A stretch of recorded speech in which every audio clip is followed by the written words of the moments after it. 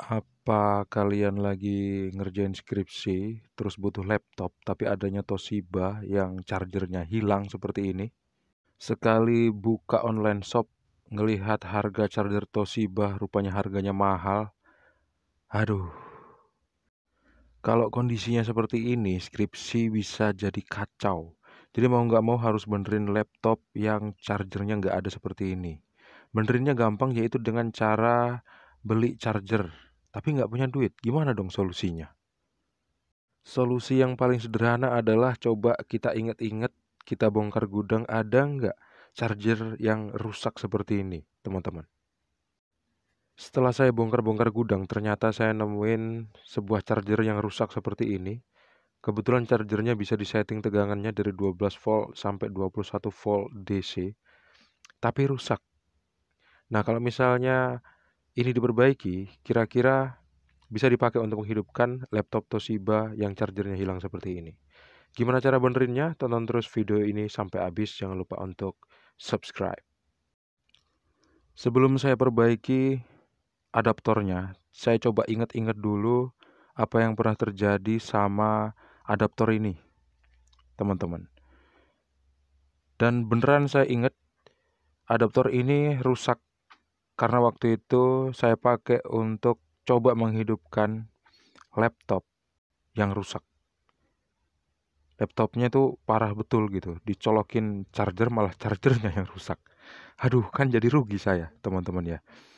Jadi mau nggak mau, adaptor ini nggak bisa dipakai lagi. Padahal adaptor ini udah menghasilkan jutaan rupiah dari usaha servis laptop.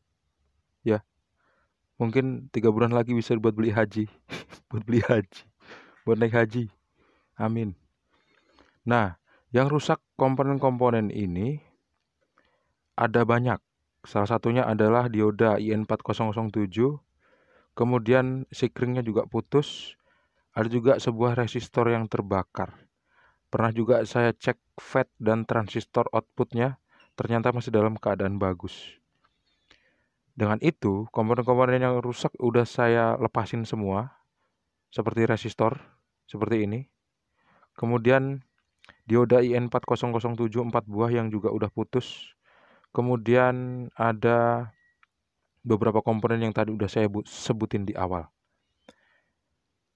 Diodanya udah saya beli baru, jadi tinggal kita pasang aja pemirsa. Sebelum saya pasang seluruh komponen yang rusak, saya tunjukin dulu ke pemirsa bahwa yang rusak adalah beberapa komponen yang udah saya sebutin tadi. Dan resistor itu rusaknya jadi seperti ini, gosong resistornya. Ini adalah resistor fuse yang berfungsi untuk memutuskan arus apabila terjadi overload. Nah, resistor yang terbakar itu saya udah ganti baru, posisinya di sini yang saya tunjuk pakai telunjuk tangan sebelah kiri. Sekarang tiba waktunya saya masang dioda IN4007 di sini. Untuk memasang dioda, yang perlu kita perhatikan adalah anoda dan katodanya, atau positif dan negatifnya dioda. Gimana cara untuk menandai positif dan negatifnya dioda? Kita bisa perhatikan dari gambar ini pemirsa. Sebuah garis di ujung segitiga ini adalah positif dan baliknya adalah negatif. Jangan sampai terbalik ya. Nah, sekarang dioda udah saya pasang, udah saya solder dan udah saya potong kaki-kaki dioda yang berlebihan itu. Kita cek dulu dari bagian atas, kira-kira kalau misalnya kita lihat kaki diodanya nempel ke komponen yang lain apa enggak. Kalau misalnya enggak atau udah bagus seperti ini, udah layak untuk kita coba langsung tes, kita colokin ke arus listrik 220 volt. Satu lagi yang belum saya kasih tahu ke pemirsa, bahwa sikring yang putus adalah bernilai 5 ampere. Saya udah beliin sikring yang seperti ini karena sikring yang sama seperti aslinya itu nggak ada. Jadi harus pakai kabel dan pakai sikring seperti ini. 5 ampere dan kita pasang. Habis itu langsung kita tes. Setelah semua komponen yang saya curigai rusak udah saya pasang, udah saya solder dan udah saya rapikan. Kemudian saya coba juga untuk merenggangkan kabel output dari adaptor ini supaya nggak korslet. Terus casing dari adaptor juga udah saya pasang supaya tangan kita nggak sengaja nyentuh komponennya supaya kita nggak kesetrum juga. Akhirnya harus kita pasang seperti ini. Dan untuk memperbaiki adaptor seperti ini itu agak riskan pemirsa, karena sedikit aja kerusakan maka MCB rumah kita bakal turun.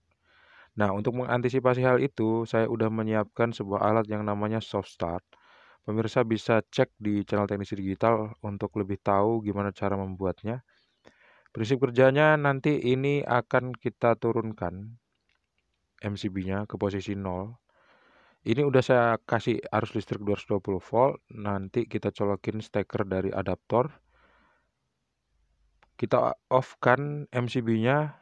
Terus kalau misalnya nanti adaptor ini kita colokin ke stop kontak di soft start, lampunya nyala terang, berarti adaptor yang kita betulin tadi masih belum sembuh atau masih ada komponen yang rusak di sana. Sekarang coba kita langsung colokin adaptornya ke stop kontak yang ada di soft start. Kira-kira gimana hasilnya?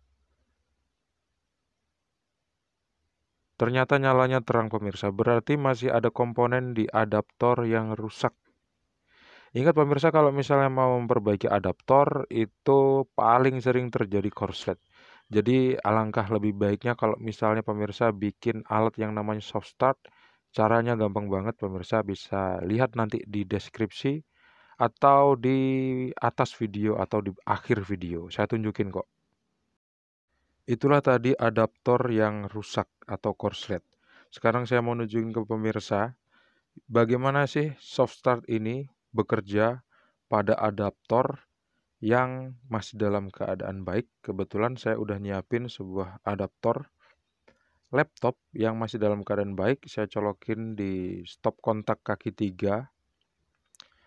Karena kaki 3T saya masih dipakai untuk perangkat yang lain, akhirnya saya sambungin ke stop kontak kabel panjang seperti ini. Terus tinggal saya colokin stop kontak dengan steker yang disambungin ke adaptor tadi. Kalau misalnya lampunya nyala terang berarti rusak juga. Kalau misalnya nyalanya redup atau cuman kedip, nah seperti ini, berarti adaptor masih dalam keadaan baik. Beda seperti yang ini masih korslet dan mati total. Sekarang saya mau coba tes beberapa komponennya untuk mencari mana aja lagi komponen yang masih keadaan rusak. Setelah saya telusuri, akhirnya saya curiga sama 3 buah komponen, 1 buah dioda, dan 2 buah komponen yang mirip sama transistor. Tapi belum tentu transistor karena 3 komponen ini susah untuk dicek menggunakan avometer. Harusnya pakai komponen tester. Satu di bagian primer dan yang satu di bagian sekunder. Yang di bagian primer, ini udah dihapus nomor serinya. Jadi kalau ini rusak kita nggak bisa ganti, kita cuma bisa ganti dengan terserah pokoknya MOSFET untuk bagian primer. Yang ini adalah transistor untuk bagian sekunder atau output. Nomor serinya adalah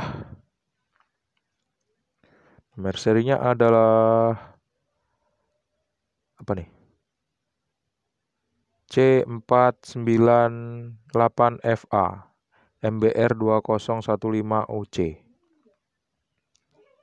Yang ini sih kayaknya nggak rusak. Ini masalahnya saya yakin ada di bagian primer. Dan ada 1 buah dioda yang tipenya adalah FR407 ya. FR107. Ini pemirsa, bentar saya tunjukin ini. Ini adalah MOSFET yang ada di bagian primer. Dan kaki dari MOSFET ini adalah GDS. Nomor 1 itu gate, nomor 2 atau tengah itu drain, yang nomor 3 adalah source. Biasanya kalau terjadi kerusakan pada power supply atau pada adaptor seperti ini di bagian primer itu biasanya MOSFET-nya rusak gitu. Karena MOSFET-nya nggak ada nomor serinya akhirnya nggak bisa diganti pemirsa. Terus ini dioda yang nyambung di kaki drain pada MOSFET bertipe FR107. Nah, dioda ini adalah dioda 1 ampere, sama kayak dioda IN4007. Jadi kalau misalnya kita nggak punya dioda yang sama, kita bisa ganti dengan dioda IN4007. Pemirsa, ternyata saya nggak punya dioda yang tipenya adalah FR107, tapi saya punyanya dioda dengan tipe IN4007. Karena dioda ini sama-sama 1 ampere, akhirnya saya mau menggantinya. Tapi sebelumnya saya cek dulu pakai avometer digital skala dioda. Gimana sih dioda itu kalau misalnya masih dalam keadaan baik. Kalau misalnya kita ukur, yang satu nggak mengeluarkan, satu arah itu nggak ngeluarin angka, kemudian yang arah sebaliknya dia bakal ngeluarin angka. Ternyata yang IN4007 masih dalam keadaan baik. Dan ini adalah dioda FR107 yang kalau misalnya kita ukur, dia ada angkanya tapi 001.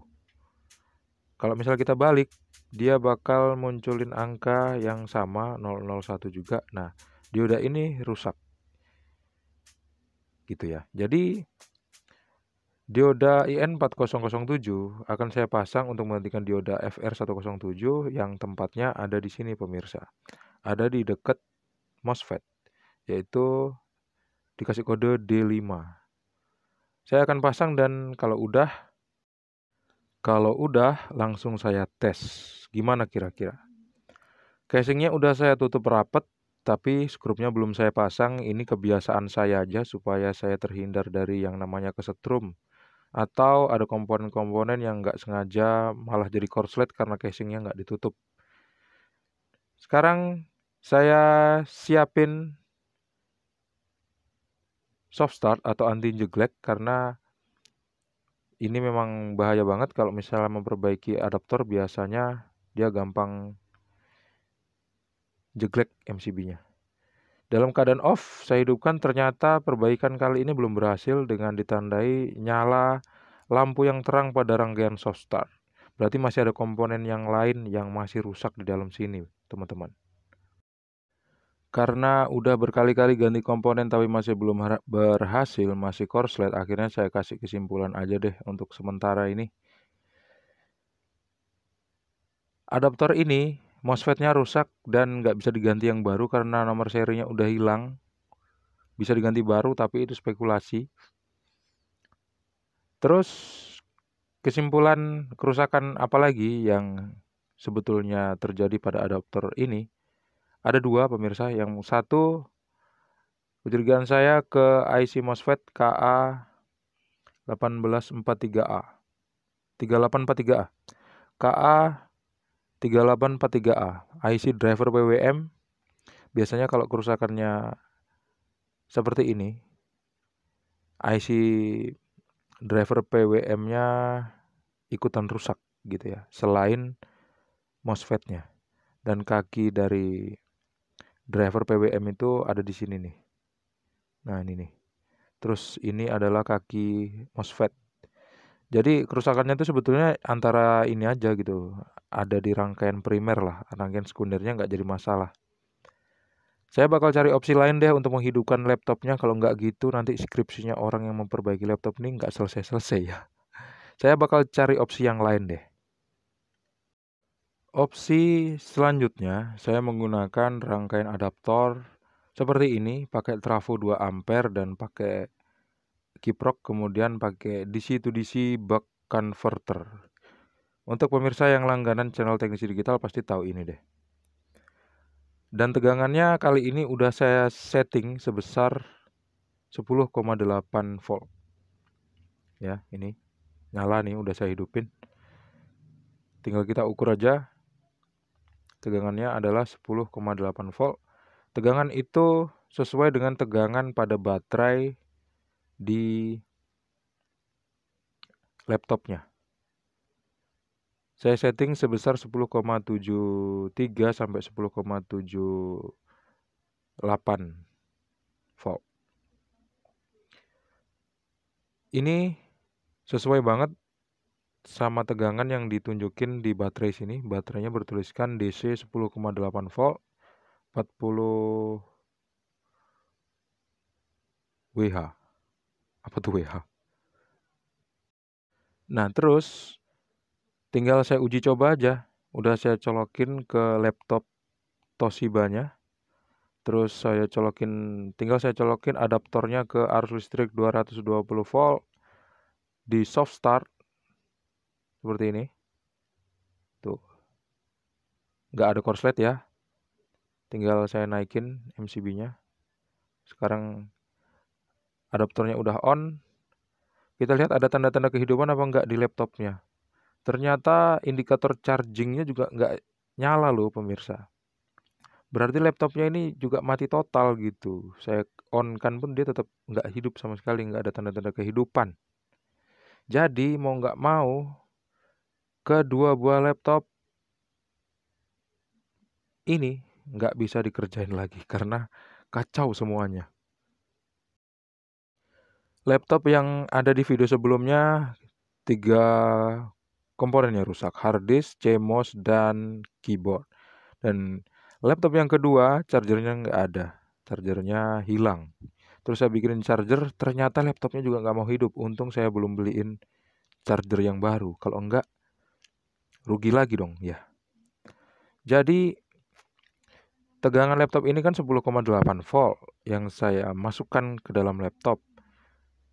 Atau mungkin dia pengen tegangannya lebih tinggi lagi. Coba saya gedein sedikit aja ya. Kira-kira berhasil apa enggak untuk menghidupkan laptopnya.